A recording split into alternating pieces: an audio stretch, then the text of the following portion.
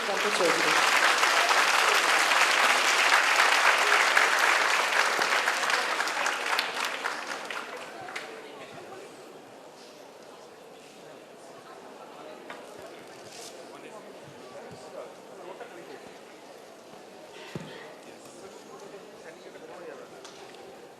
Good evening, everybody, and a very warm welcome to this session, which we're so very happy and so very privileged to have with Amitav Ghosh.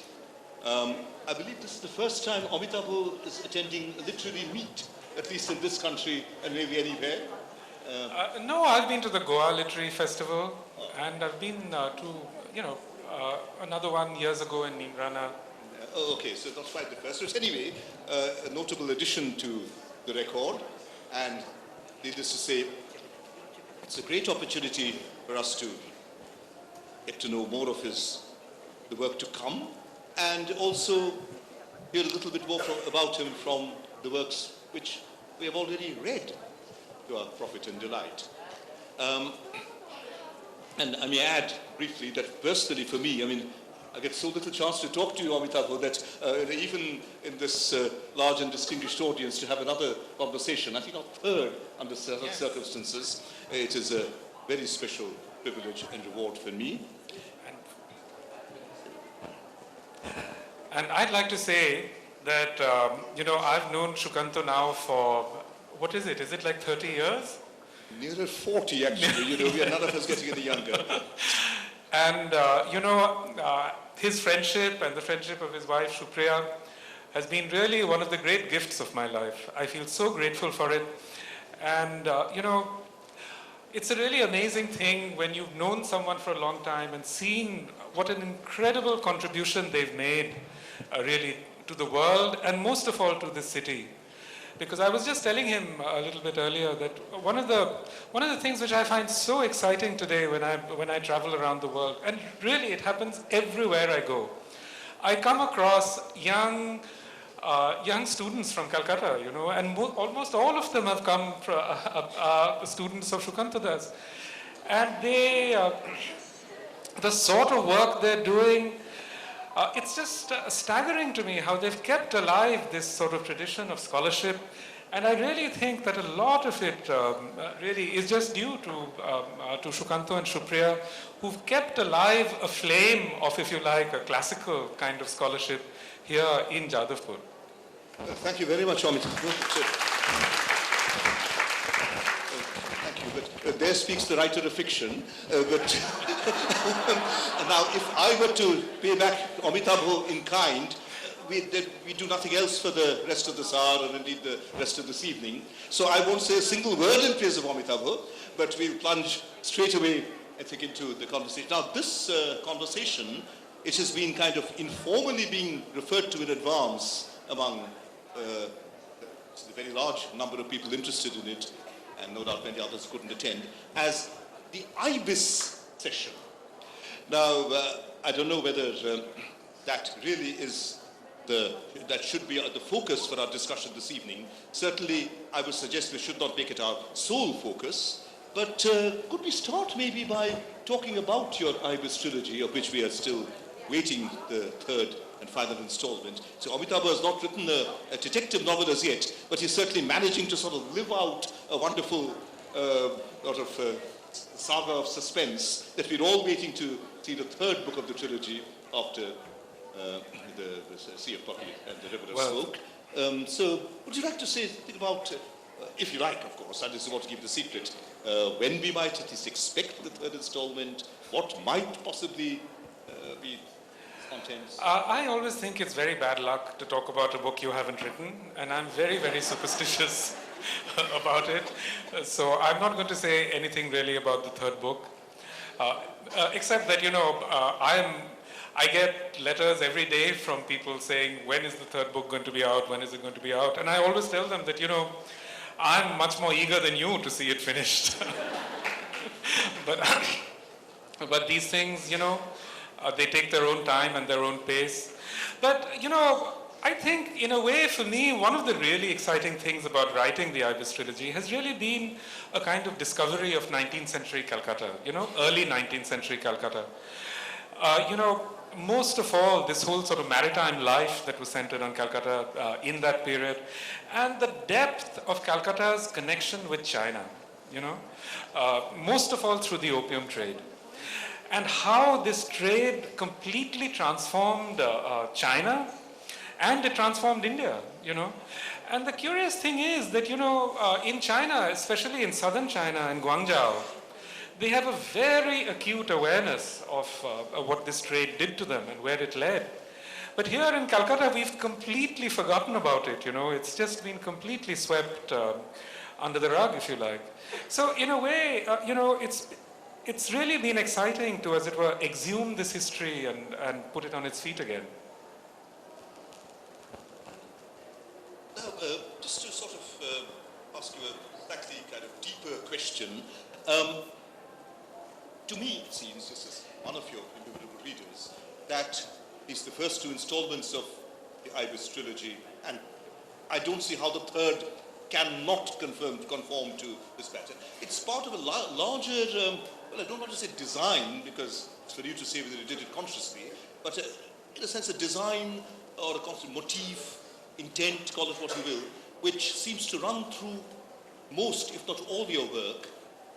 You seem in one way or other to engage with patterns of displacement, of migration, of you know, the sort of transplantation of communities and individuals. Is that actually a sort of conscious sort of preoccupation of your creative life or your thought generally? Yes, it is actually, and it has become more and more that as the years have gone on. I get, you know, in some way, it's sort of rooted, I think, in my own family's history. Our family legend is that, you know, my family left Dhaka Jela in 1856 and moved to Chhapra, you know. And actually, since then, they haven't stopped moving. You know, everywhere I go in the world, there are some cousins or something, you know. But I suppose that's the experience for most of us here, you know. And I think this experience of this kind of dispersal completely fascinates me, you know, because we are all aware of the ways in which this dispersal happens today. But what's so compelling to me is the way that this dispersal happened in the 19th century, you know, in the early 19th century.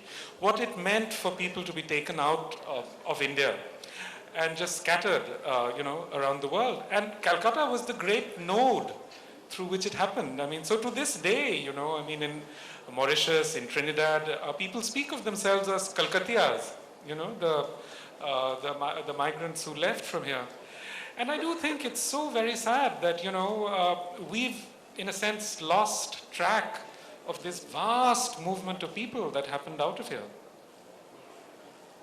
Actually, I mean, this is sort of a side remark, kind of omitted dictum, but there is really scope here for a vast amount of research, both in a hardcore historical documentational research and research into the literary and imaginative implications, and the implications for the Indian psyche, the North Indian psyche in particular, life in Kolkata, of this fact that it was serving as the kind of conduit for this great global traffic.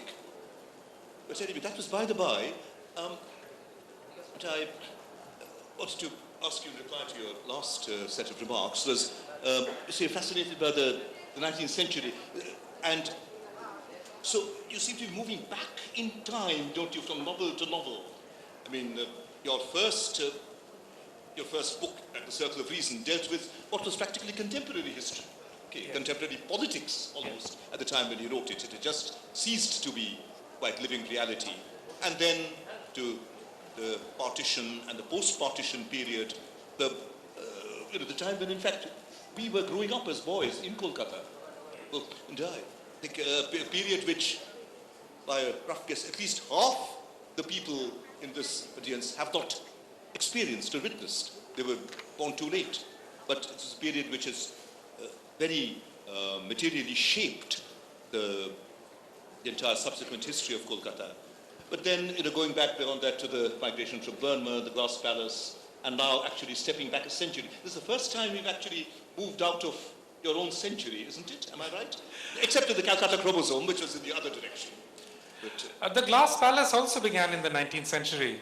And in a way, there's a very direct continuity between the Glass Palace and the Ibis trilogy, because I really became interested in this whole business of indentured labor, while I was writing the Glass Palace. And the central character in the Glass Palace is someone who's also involved in the trafficking of coolies. You know, I've sort of gone backwards into the 19th century because the 19th century was when this great dispersal started. And it was this early period of this dispersal which was so compelling to me. Because, now we've grown used to thinking of India as a sort of global civilization in the sense that there's this vast diaspora scattered around the world. But it's strange to relate that before the 18th century, Indians and Chinese were not great travelers, On the whole, they were very settled people, and the Chinese actually forbade their subjects to go here and there. Not that they didn't go, but they did actually forbid them. So when this happened in the 19th century, when this suddenly started, this great dispersal got underway, it's interesting to try and think back, into that moment, because, I went to England at the same time as you did. And this was in the 70s. I mean, it's now quite a very long time ago, 40 years ago. But even then, it was a kind of wrenching thing, It was, you felt that sense of an incredible separation. It was exhilarating, and it was kind of really wrenching. So I did want to explore, what that could have meant for these 19th century people. Very poor people, who are from these absolutely land-bound areas where they had never seen the sea and where they had a deep, deep terror of the sea. The sea was the Kalapani. They literally thought they were going to Lanka, where the Rakshas would devour them. And if you try and imagine the courage it took for those people, to set off on this great journey, I think it's a very, very remarkable story. And it seems extraordinary to me that, we in India basically turned our back on those people. That's changed in the last 10 years. But I do remember that, even when I was a child, those people, the Girmitiyas who'd gone, there was a sense that, these were unimportant people. They were, they were just flotsam and jetsam who floated away. Has it really changed in the last 10 years? Because the only sort of impact, concrete impact known of the Sea of Poppies was that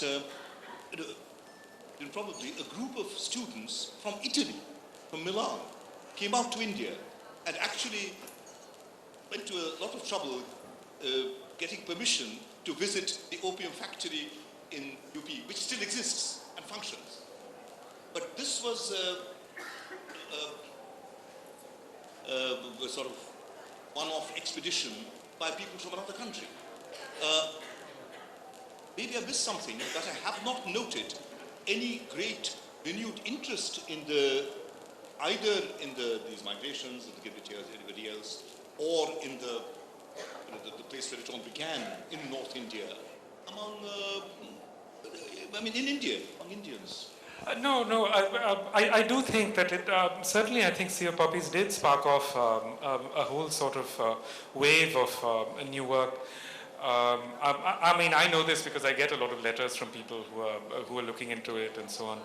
And at least, there are several, I think in the next 5-6 years, you'll see a whole wave of new dissertations coming out, and new work coming out on the migration, which is a very, very welcome thing. Indeed, yes. This is good to know. I missed something. It's good to know that this is happening. This is a forbidden facet, forgotten facet, almost a forbidden facet in some respects of our own wider diasporic history. And do you think that the current Indian diaspora in those countries, say in Mauritius, which of course you have visited extensively, that or in the West Indies or some country like Suriname, have you been to? You probably have. I haven't been to Suriname, no, but there's a lovely book come out quite recently about Guyana. I'm sure you've seen it. It's a wonderful book called The Sly Company of People Who Care by Rahul Bhattacharya. Wonderful book. But the other countries which you have visited, does their present population of Indian origin, do they seem to sort of wish to trace these links or retain these links, revive them maybe? Oh, very much so. I don't know if you saw this recently, but the Prime Minister of Mauritius went back to visit his village. I think it was in somewhere near Ara or something. And he burst into tears and he wept and wept, and there were wonderful pictures in the papers. Actually, it was very moving. The people of these places feel an intense connection to India. I mean, in Mauritius, the ghat where the Girmitiyas landed, it's called Apravasi Ghat, has now been turned into a UNESCO heritage site. And people go from all around Mauritius just to pay their respects. It's become like a shrine for them. And I do think it's such a pity that we don't have anything in Calcutta to compensate. It's a kind of, it's just a part of the way in which we are so neglectful of our history, of our assets. I mean, imagine the number of people who would come here simply just to visit, the place from which their ancestors left. And there's a sort of major diasporic link. I think the diasporic links that generally India seems most intent on cultivating are the relatively recent ones of the more recent migrants, maybe in particular those who have on a professional or commercial, relatively high-profile pursuits abroad. I think those are the diasporic links which we value most and which are most in evidence. And but there's this sort of much wider history going back much further in time, which certainly, and I think this is a big debt which we owe to you along with so many others, in that you have alerted us to this whole aspect of our own history. Thank you. Now, may I just sort of take up another question from that, just to change tack somewhat? And may I pay you a compliment? You'll permit me one compliment, and maybe another couple in the course of the evening. Well, you can never have enough compliments. Oh, well, good. I'll do my best, which is easily done. But, well, maybe compliment isn't quite the right word, but this again is a purely personal reaction to your work, but I think it will be shared by many others, that there is something very different about the general trend over the years, continuing right now to current work, in the trend of your work and that of most other Indian writers in English, especially if they do not operate entirely out of India, which is that you seem to be interested in defining, I don't want to say sort of going back to your roots, anything cliched or silly like that, but let us say defining more and more deeply the Indian cultural and social, the sort of the gut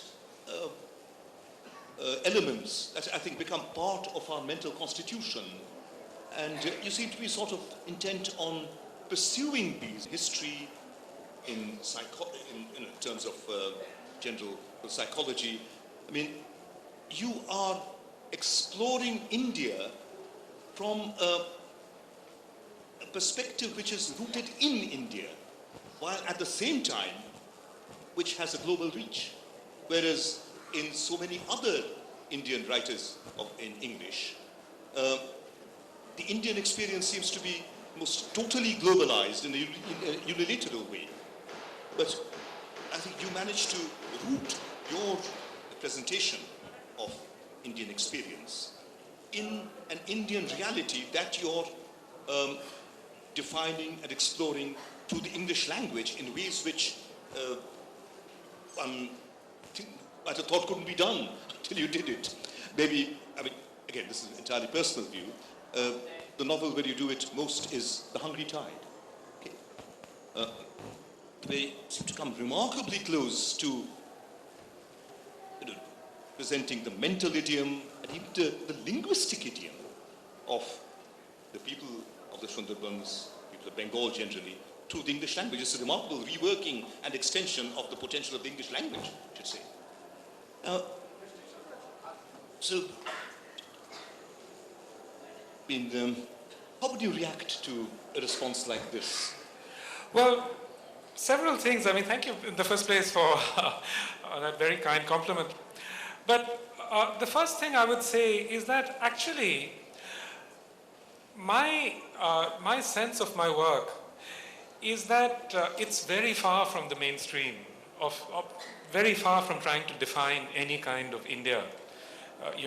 Because I've really been interested, my main interest has always been in marginal experiences that are really marginal to, if you like, the mainstream of India.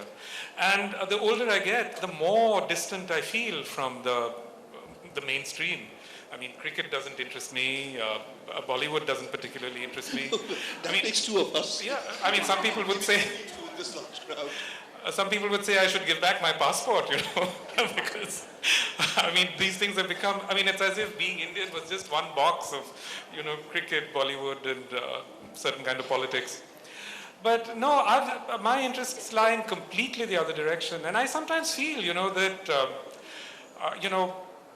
other people are writing about the here and now, and it's like I'm writing about the there and then, and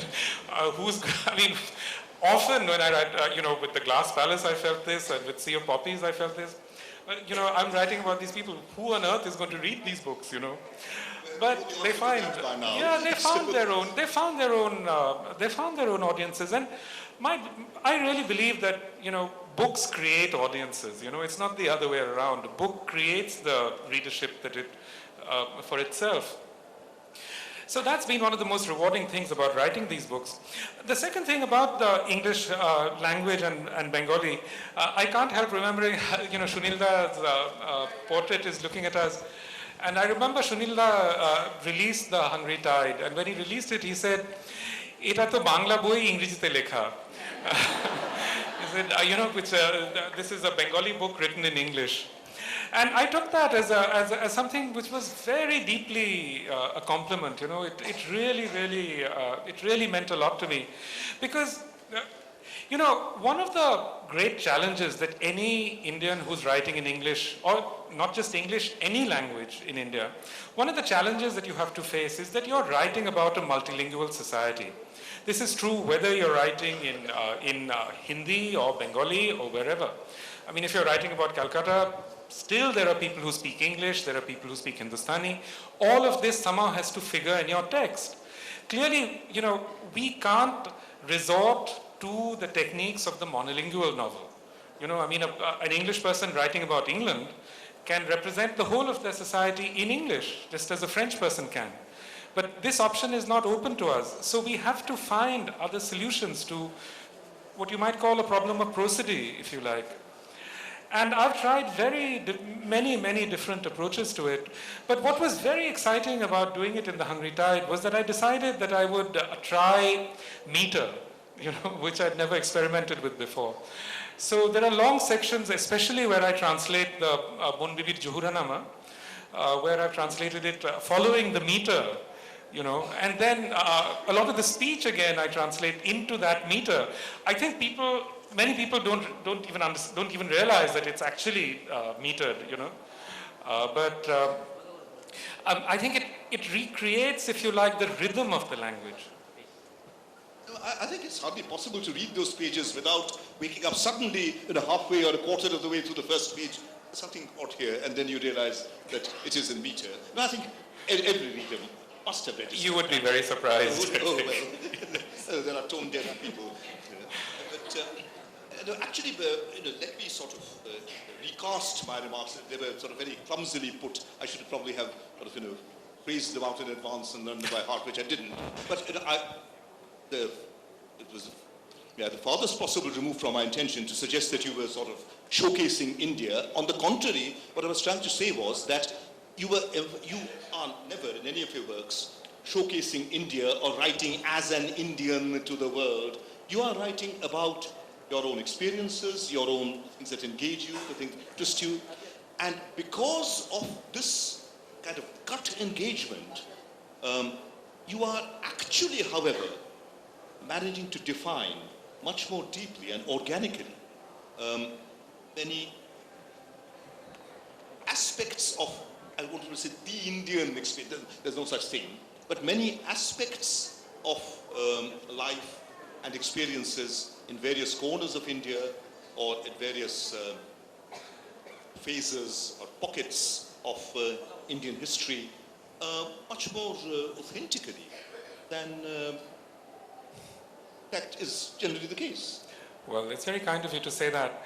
I think, that one of the reasons why it happens is, if it does, is entirely because of what you say. I mean, I write about what interests me, and I know that until it completely absorbs my interest, it isn't going to be successful. So if I'm writing a funny bit, if it doesn't make me laugh, I know that no, it's not going to make anyone else laugh.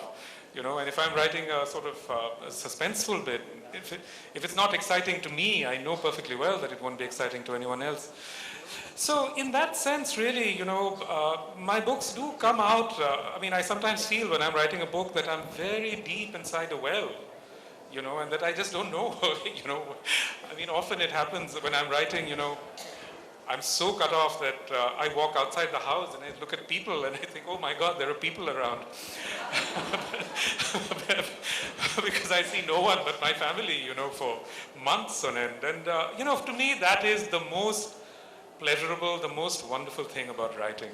That one can completely inhabit a world that's in one's head, and one can delight in it and take pleasure in it, and one can also feel its pain and its suffering, and so I just feel very grateful that I'm able to do this.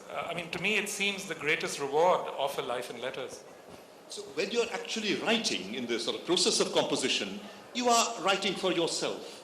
You're not thinking about the reader. Not at all. Not at all. And I know that, people often say, I know that this is what is taught in classes and so on, that who is your reader and who are your readers. I always think this is absolutely putting the cart before the horse.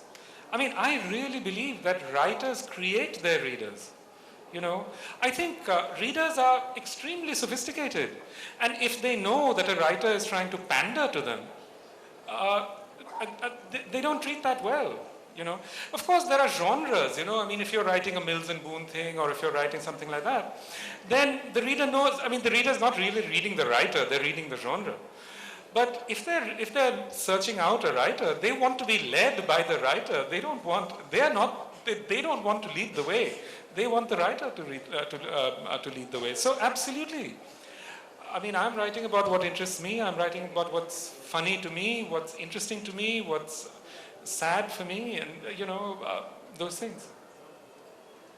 At the same time, you're also, in the course of your works, and above all, I should say, in the Ibis trilogy, you're also filling in a larger picture, too. The sweep of the historical vision, if I may use the word, in the Ibis trilogy, extending across countries, continents, across the ocean, and the study of the whole imperialist process as centered in two countries, one ruled by an imperial power and the other not. And the contrast between them is very interesting. That which between India in the Sea of Poppies and China in River of Smoke. Would you like to say a little bit more about how you look at the Chinese civilization of that time vis-a-vis the Indian? One of the great gifts of a writing life is that it leads you to places that you had never anticipated. In all my life, I'd never been to China before I started working on Sea of Poppies. It had never even interested me particularly. I'd been interested in the Middle East. Like most Indians, my interests lay westwards from India, never eastwards really. But since I started writing Sea of Poppies, I've spent a lot of time in China. And I'm completely fascinated by it. Because I think there's no place in the world which is so unlike what you read, Everything that you read about it when you're there seems to have no relationship at all to the place that you're visiting. Years ago, when I was writing The Glass Palace, I discovered that there was a direct flight from Calcutta to Kunming in southern China. And I became very interested in Kunming while I was writing The Glass Palace, because it was a very important part, played an important part in Burmese history. So I always wanted to take this flight to Kunming. 2 years ago, my 17-year-old son, he was then 17, was here. So the two of us caught this flight. We went to Kunming. We spent 2 weeks just traveling around Yunnan.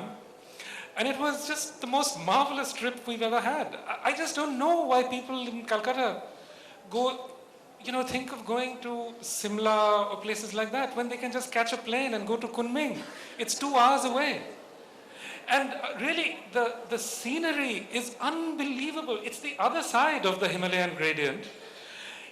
In terms of flora, a large part of the world's garden flora has come from there. The food is the most interesting food I've ever eaten. The sights are unbelievable. There's the tiger leaping gorge, which is where the Yangtze carves through the mountains, through a channel that's just about 50 feet wide. It's the most incredible thing. It's 3 times the depth of the Grand Canyon. But people from here go off to see the Grand Canyon, but they don't go to see the Tiger Leaping Gorge. It's unbelievable to me, really. Yes, for me, really, China has been an amazing journey, an amazing discovery, and in many ways, it's a deeply unsettling place. It challenges all your preconceptions. It makes you ask very profound questions about yourself. And when I think back now, I think, before I wrote A Sea of Poppies, if someone had said to me, where is Chengdu? Where is Fujian? I wouldn't have had a clue. And yet, I'm very highly educated. I have a PhD, How is that possible? And I bet if you were to put this question to, to this audience, 90% of them wouldn't know where Chengdu is or, what it is as a city. And this is a city of 20 million people, less than 3 hours from Calcutta. So I do think that, the more I look at this, we laugh at Americans saying they don't know where, where Kashmir is or where Iraq is. The depth of our ignorance of the world that surrounds us is so profound, and it's such a terrible burden upon this country, Because you just think of, say, Calcutta, Calcutta, our natural connections should be eastwards. It should be with Bangkok, with Yangon, with all these places with which we have these old historic connections. But what do we do to develop them? Yeah, that's very true. It's one passing reaction, though I would like to make it here, is that maybe sometime in the future we can look forward to a book which will be totally unlike and in some ways like in an antique land devoted to China. And speculation. But more seriously, I think you have opened up a line of thought that I think should concern us seriously. After all, we are talking so much in recent years about the look east policy. Now, as government policy, it's not happening. It's one of those things one sort of occasionally reads about in the papers or sees on TV, but it doesn't happen. But maybe the real reason why it doesn't happen is that the people of the country don't want to. Just as you said that the readers create, the writer creates readers. So I think in a very real sense, the people create policy. The policy is not something that descends to us from Delhi or even from writers' buildings. It is what we, at some gut level, collectively, attune ourselves to. Although we think that's not the way it happens. I think we have to face the reality. A lot of it is based upon simple racism. There is a kind of, that is, at the end of the day, one of those things. And, when you talk even to so many people, Indian military personnel, for example, they admit it, quite freely, that there is, as it were, a kind of atavistic fear, of what lies to the east. And I think it's madness. If we approach the world of the 21st century with these fears and these uncertainties, we are truly doomed. I mean, we are doomed to be what we were in the 19th century. That is, this great sink of labor for the world to profit from. Well, I don't know if that can be sort of repeated in anything like that form. But yes, certainly when in the kind of changing global scenario, I mean, India and China need very badly to redefine themselves in relation to each other. Maybe that's the most important redefinition that needs taking place in world politics. And it's not solely a matter of politics, but of a wider process of interaction between nations and cultures. And it has to start at some sense, at a kind of ground level of people catching the plane to Kunming. It's so amazing. I thought that getting a visa for China will be so difficult. They actually have the most open visa regime in the whole world. You literally can just arrive at Kunming airport and you'll get a visa. It's amazing. And you wander about, there's, completely freely. And, it's an extraordinary thing how easy it is actually. I met so many actually young Indian entrepreneurs, a few, in this area around Dali, who started businesses there and are doing very well. There was the woman who runs the chief travel agency in that region is actually a Calcutta girl. One of the amazing things that you were talking about research in this area, while I was in Yunnan, I spent some time in a small village. This village, every time the peasants plow their land, they turn up these incredible antiquities. So you can buy these antiquities for literally like 400 rupees. My son with his pocket money bought a little figurine that goes back to the time of Genghis Khan. But I found stelae, triangular stelae with early Bengali script. Bengali script being so much derived from Tibetan. I couldn't decipher them, but there were many masses of these stelae just scattered around these villages. Why doesn't someone do research on them? Why doesn't someone look into these intricate connections? It beats me, really.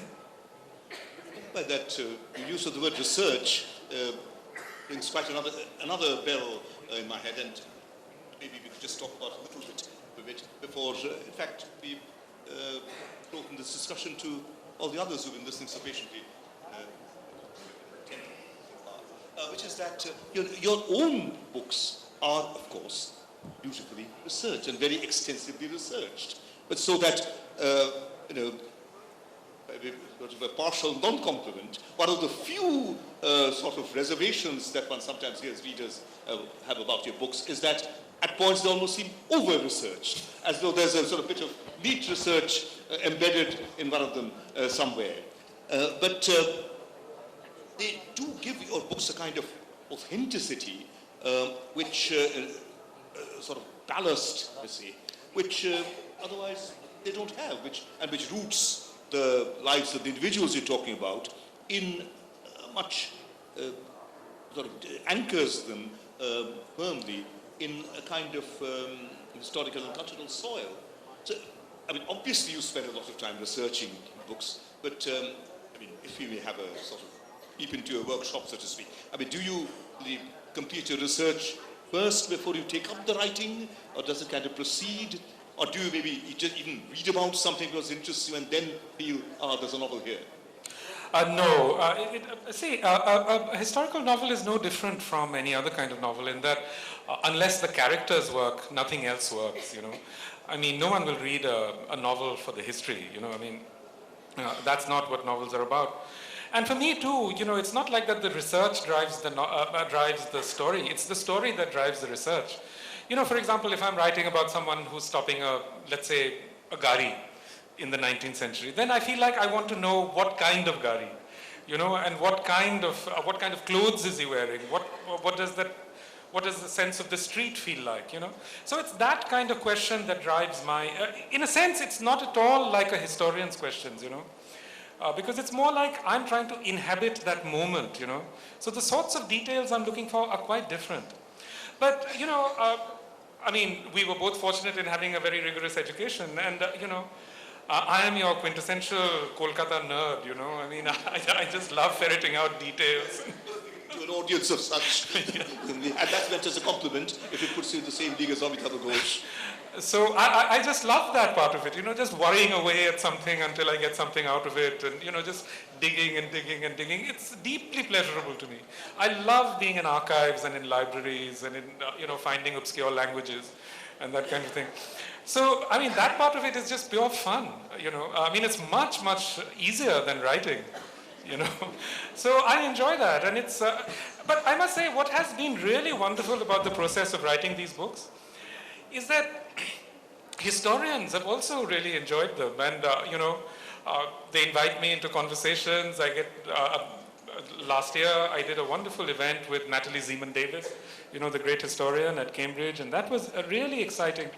But, you know, one of the reasons why I have to do this research myself is because historians haven't done it. You know, the history on the, say something like the opium trade, which is completely formative of the Indian economy and of the Chinese economy through much of the 18th and all the 19th century. There's so little published on it. You know, I mean, not that the material isn't there, and certain books are there, but there's no, to this day, there's no single comprehensive study of the opium economy of India in the 19th century.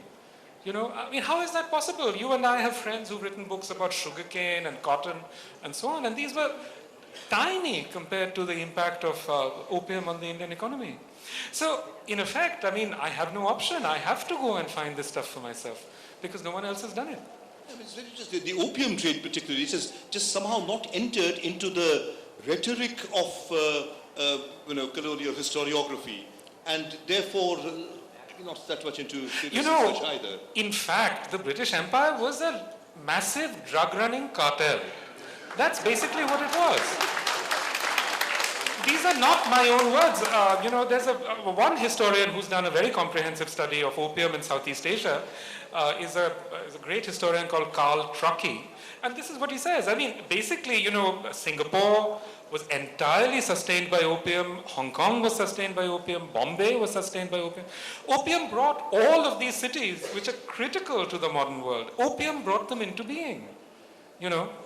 And absolutely the British Empire was a drug-running cartel. I mean, it's not a polemical statement. It's just a statement of fact, you know. And why do we not reckon with this? Well, because maybe it's just too painful to recognize that this is the reality of our history. I don't know, maybe it's just sort of dropped out of circulation and never attracted attention by almost the accident of historiography maybe. Though, again, given its importance, that might be belief.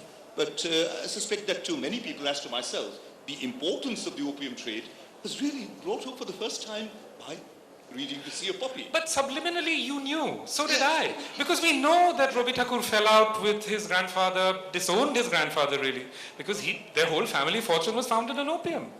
You know, we know that this is the case of, say, for so many major Bombay families. Some of the most important industrial empires of today's India were founded on that.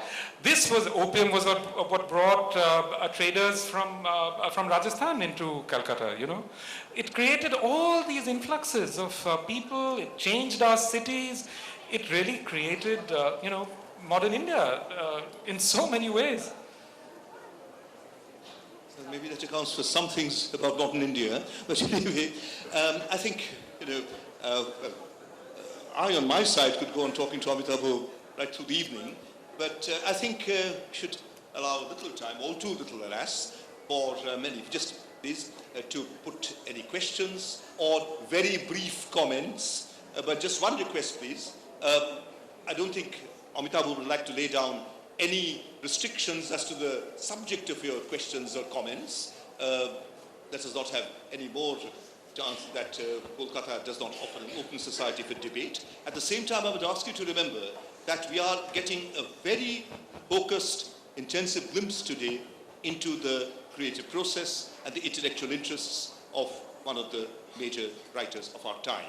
So I think we should seize this opportunity, really, to find out as much as possible about his creative processes, first and foremost, without cutting off questions and other subjects. Now, there have only been two hands up. The first young gentleman behind you, please. Yes, would you like to? I think we can have about sort of 15 minutes maybe, and then sadly we have to go bring things to a halt because there's another program in this venue. I'm very sorry, sir, but my question is not really about the way he writes, but it's basically about, about education as a whole. Tagore has very famously written that where knowledge is free. So my question is, Jadavpur University's ploy of the 2-year integrated master's course has led to the complete rollback of the MA entrance exam, which was about to start from the next academic session. So Professor Chaudhuri, being an icon of international academia, I would like to ask that, because Jadavpur University is run by public funds, do you think that it's restricting many students from joining this reputed institution? Thank you. Look, if it's the question for me, if Amitav would like to take the question, I don't see that it's fair to put it to him. If it's a question to me, I'm sorry to say that this is, we have not, we cannot waste Amitav Ghosh's time or the time of this audience as a whole. This is a matter for, this is a matter for general public debate in Kolkata, which has nothing to do with the book fair. So let us debate it. It certainly needs debating and is being debated, but not here, please. It is not an appropriate venue. Yes, please. Sir, I'm a particularly a great fan of the Hungry Tide. Somebody told me that your ancestors were actually elected to Morinchapi. Is it true? If you wrote about Morinchapi there, somebody told me that your ancestors were actually elected with Morinchapi. Is it true? If not, then why Morinchapi? Sure. My Naujatha Mashai, that is to say one of my father's brothers, he was the last estate manager for Sir Daniel Hamilton, who founded Goshaba and who basically built up the whole settlement of the Sundarban. But my uncle died before Morinchapi, in fact. So, in that sense, he was not directly connected with Morinchapi. But the reason I became very interested in Morinchapi, and I think it's impossible for us to get away from it. One is, of course, that Shunilda wrote about it when it happened in 1979. He was one of the leading figures. Jyotirmoy Datta also wrote about it at great length. But when you're in the Sundarban, actually, Morinchapi is to this day a very live memory. Amongst ordinary people in the Sundarban, to this day, it's a live memory. I mean, so many people in the Sundarban, when you speak to them, will say, as far as you're concerned, amra to bagher khabar. We are just food for the tiger. And that idea really entered the popular imagination of the Sundarban during Morinchapi. It was a great trauma for all of them who lived there. So there was no way that you can write about the Sundarban without speaking of Morinchapi.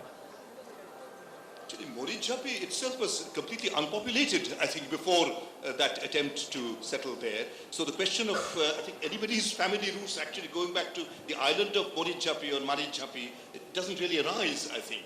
But what was traumatic about Morinchapi, of course, was that the people of the Sundarbans are used to being tiger fodder, but this time they became gun fodder. Yeah. It's a different category of experience from the normal afflictions of Sundarban life. I think I saw a hand there. Yes, please. There, and there. Okay, well, I'll take all three of you in whichever order. I'll keep it very short. It's a question to do with prosody, because I love the fact that that word came up in reference to fiction. In The Sea of Poppies, for example, having also been a kind of Bengali nerd who loves Hobson, Jobson, looking at the dictionary and relishing those words, for the first time it struck me that in the way in which your characters in The Sea of Poppies, for example, speak, those words sound like a colloquial poetry in the mouth of these characters from this other time. And I was wondering, how did you do that? Because what was it? And I love the little games you play, because you spell those words that we know came from our language, and you spell them in such a way that we have to actually pause a moment and say, what's the root word of this word? And then it makes you laugh. And you're playing a lot of linguistic tricks. But at the end of it, it's not trickery. It's just the seamless, fluid conversation, which sounds so effortless. So I want to know tonality. I mean, how do you do it? Thank you. Thank you very much. You know, I love words. I just love words, and I just enjoy the sound and the flow of words. And because, you know, like all of us, I was brought up speaking many languages. In my own head, there aren't really a lot of divisions between languages. And one of the really interesting things about using 19th century English is that the presence of Asia, the presence of India in the language was actually much greater then than it became in the 20th century.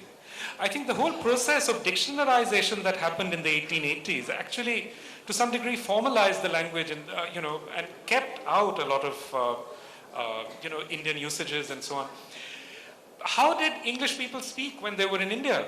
We don't really know. But we know that they did not speak standard English. We know this because when they went back to England, people always said that you can't understand the nabobs. But we see it also from, the experience of, say, Dutch colonists in Java. Because after a generation, the Dutch would speak Javanese at home, or Malay. And they would learn Dutch. But so, the nature of the interaction between languages in the 19th century was very intense. You can see this in letters, and in the letters they're actually switching to standard English. But even then you can see it. So I'm absolutely sure that in their speech, there was an enormous overlay of Indian words. How they actually used them, fortunately for me, it was before the age of the recording, so I can make it up as I please, which is what I do. Before we move on to the other two interlocutors, allow the self-indulgent compious privilege of just making a remark from your last remark, which is you're saying that you're interested in many languages and that this is reflected in your writing, that although you're writing in English, you're a Bengali writing in English, which it is still commonly seen by many people as being somehow unpatriotic, but you could not be writing the English you are writing if you did not simultaneously have a sense of Bengali and of other languages, which comes again above all in the Sea of Poppies, and you use the language of the Lascars. So there is this, and this is not true of all Indian writing in English, but it's true of a good bit, that it is the product of a kind of bilingualism. Yeah. It is not solely the loss of language, though it can be that, but it can be a simultaneous exercise in more than one language, actually using one formally, but with others operating in the background. But Sukanta, I would go further than that. In fact, the Bengali, what we know as Standard Bangla, really comes out of the colleges of Fort William. We don't know to this day. There are linguists who say that in fact very important features of even syntactical features of Bengali were influenced by English, even at that formative stage. Yeah, well, probably there are other linguists who would not agree and did have a fine academic debate about it, for which this is not the place. But it's a very interesting field to explore again.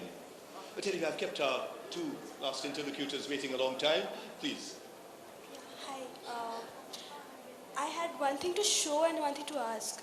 That's nothing connected to any of your works in particular. Do you practice any of the visual arts? Are you into photography or painting or anything like that? I take a lot of pictures, yes. You do? Yes. Because the way you enter into paintings, the Chinese, in I think the second book, the River of Smoke, it's amazing. Thank you. And I'm a hobbyist, clicker, but the way I started looking at photos, I think I just realized recently it was entirely shaped by how you look at a particular photo in the shadow lens. Thank you. Yes.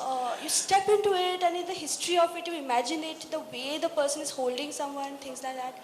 It's just amazing. And I just want to show something. Basically, I was out with a friend just 2 or 3 days back. We found something near Hajra Road. Just found a photo, and for me, it's a connect to your shadow line. So I just like to show that. Please do.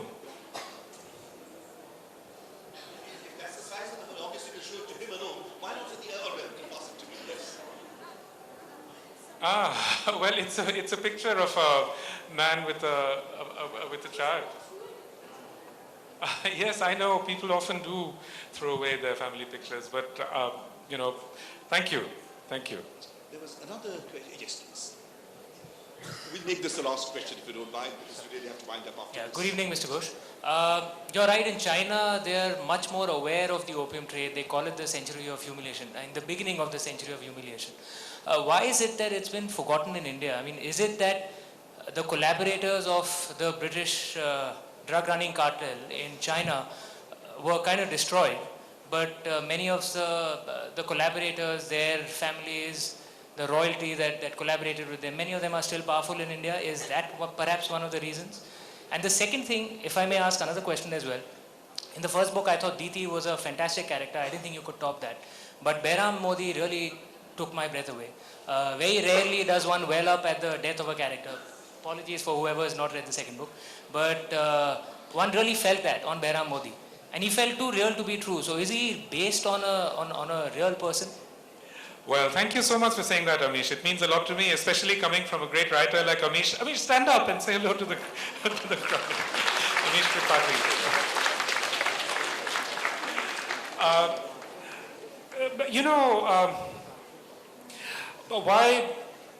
Why has the opium trade been so completely forgotten?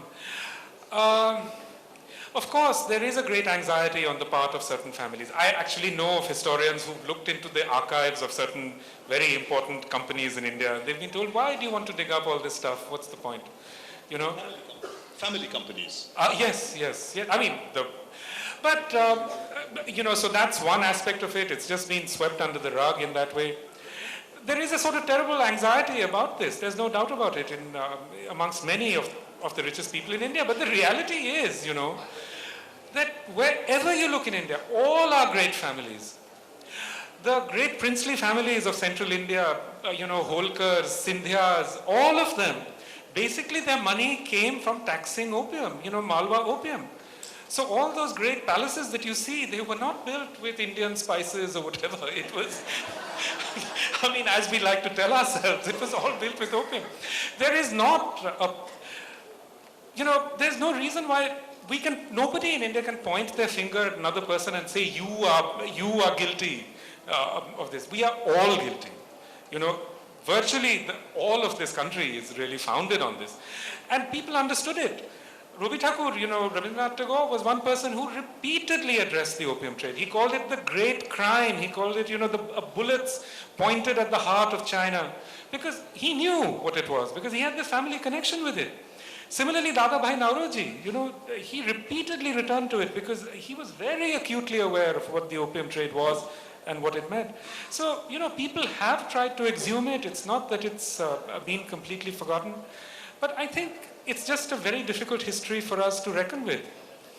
The other part of his question, he implied that it was remembered in China. Is that true? Oh, yes, absolutely vividly.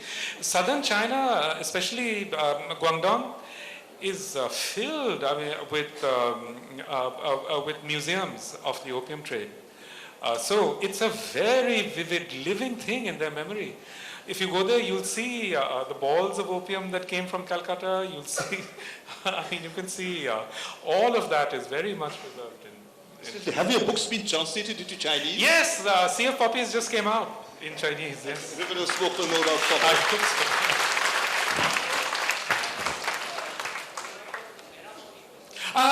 Behram Modi. Was Behram Modi founded on a real character?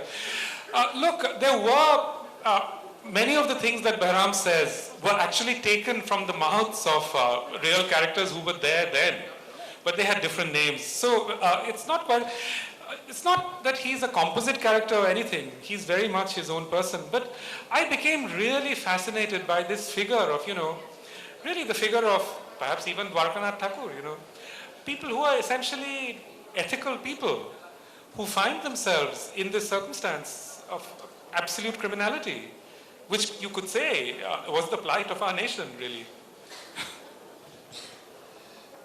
Very, very sadly, I'm afraid we must call the session to an end because there's another session to follow in the same venue. Thank you very much indeed, Amitav. It has been Great pleasure. Thank you, Sukanta, for doing this so well.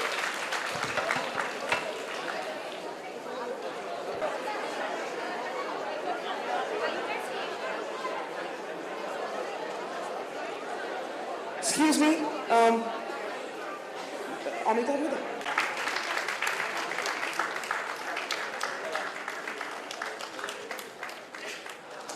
Thank you so much, Mr. Ghosh. Thank you, Mahua.